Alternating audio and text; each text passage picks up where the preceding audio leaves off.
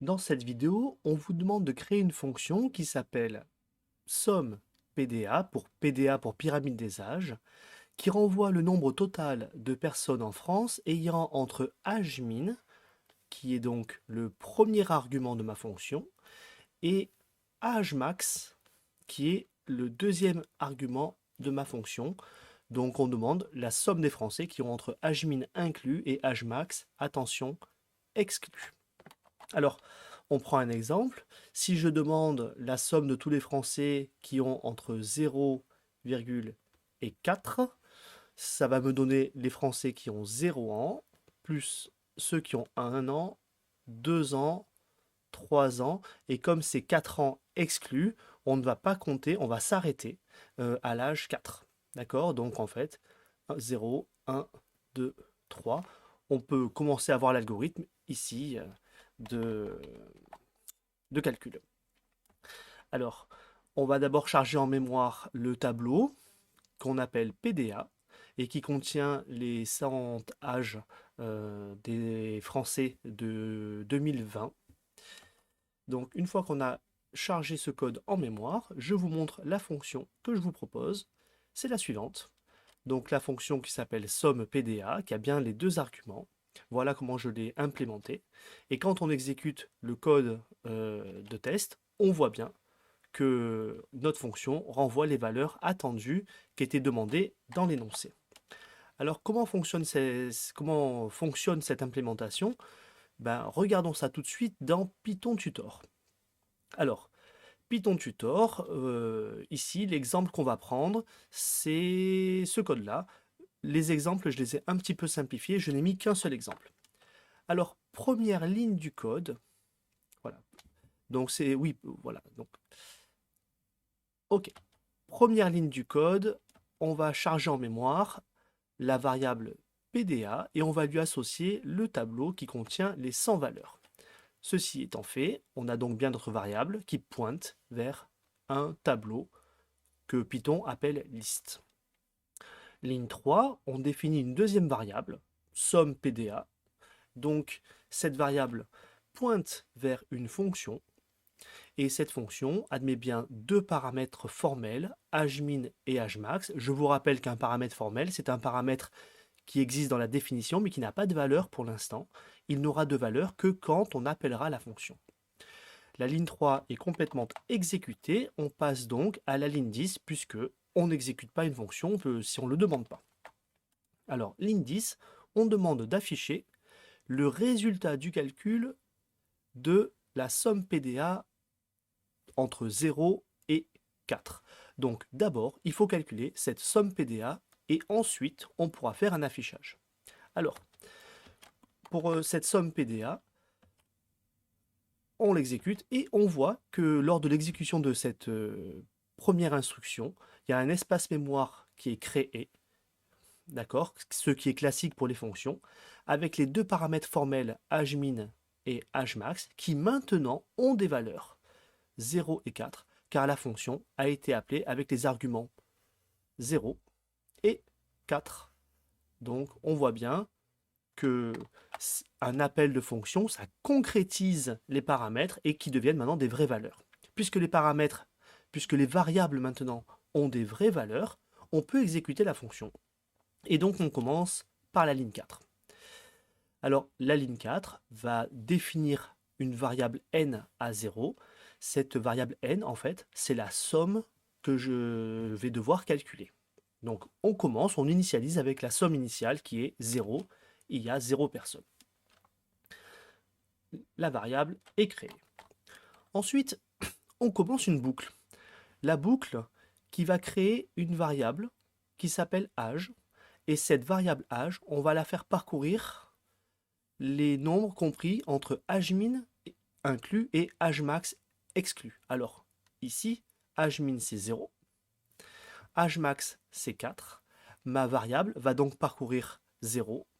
La variable âge va valoir d'abord 0 au premier tour de boucle, puis 1, puis 2, puis 3.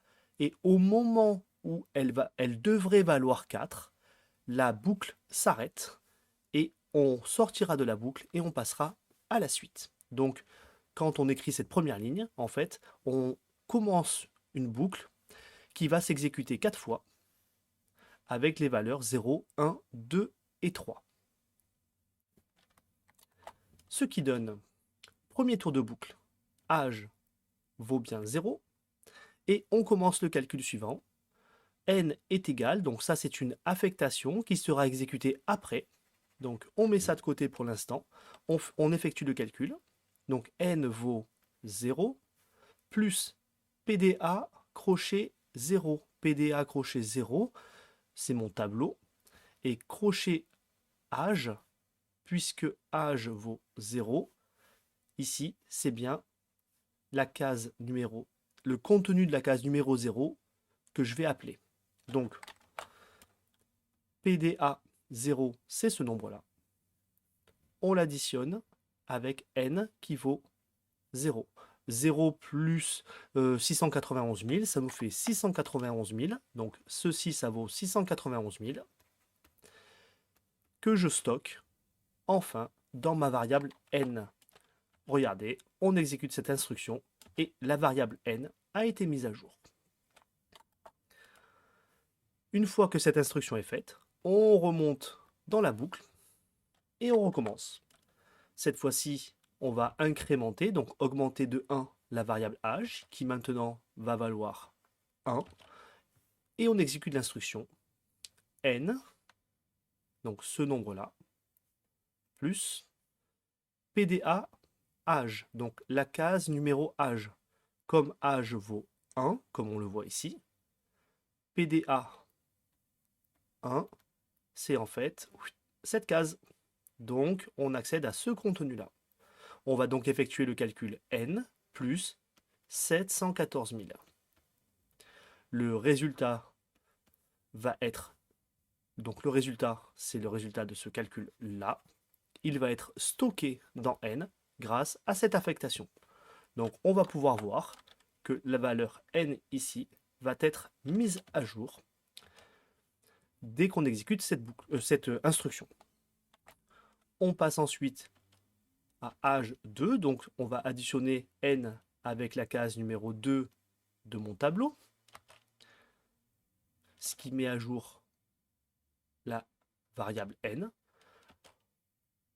Tour de boucle avec n qui vaut 3, et on va additionner ce nombre avec la case, le contenu de la case 3 de mon tableau, c'est-à-dire 741 000, et ce qui nous donne ce nombre-là. Et maintenant, âge devrait valoir 4, mais je vous rappelle qu'on parcourt, on fait une boucle entre 0 et 4, donc la valeur 4 est exclue, ce qui fait que la boucle s'arrête. On sort de la boucle et on passe donc à l'instruction de la ligne 8. L'instruction de la ligne 8 nous demande de renvoyer n. n, c'est donc notre cumul qu'on décide de renvoyer.